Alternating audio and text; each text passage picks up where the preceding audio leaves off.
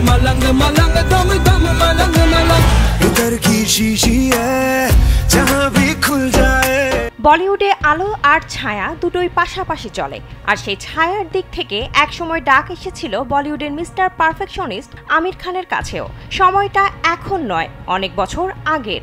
কিন্তু সম্প্রতি এক সাক্ষাৎকারে সেই গোপন অধ্যায়ের পর্দা উঠেছে আমিরের চমকে দেওয়া স্বীকারোক্তিতে।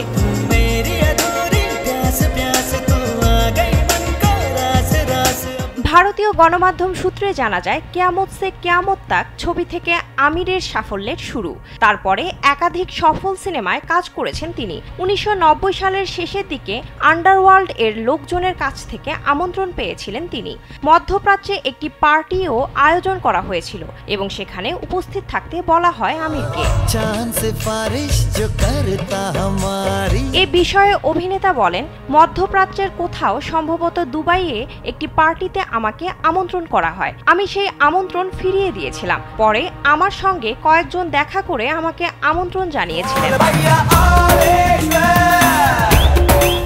তিনি আরও বলেন, তারা দাউদ ইব্রাহিমের লোক ছিলেন কিনা তা জানি না। সে সময়ে আমি তাদের মুখের উপর বলে দেই, আপনারা যদি আমাকে জোর করে নিয়ে যেতে পারেন, তা না হলে আমি নিজের ইচ্ছায় যাব না।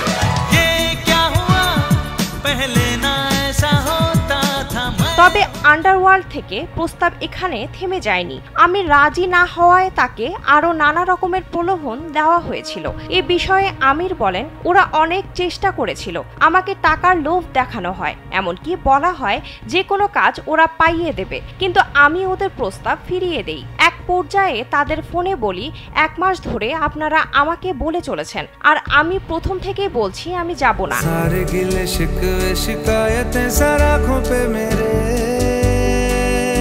আমির আরও বলেন, আপনারা ক্ষমতাশালী, আপনারা এর জন্য আমাকে মারধর করতেই পারেন, আমার হাত পা বেঁধে কোথাও নিয়ে যেতে পারেন, কিন্তু আমি স্বেচ্ছায় যাব না। এরপর আমিরের সঙ্গে যোগাযোগ বন্ধ করে দিয়েছিল তারা। আর এসব কারণে সে সময় প্রায় আতঙ্কে দিন কাটাতেন আমির।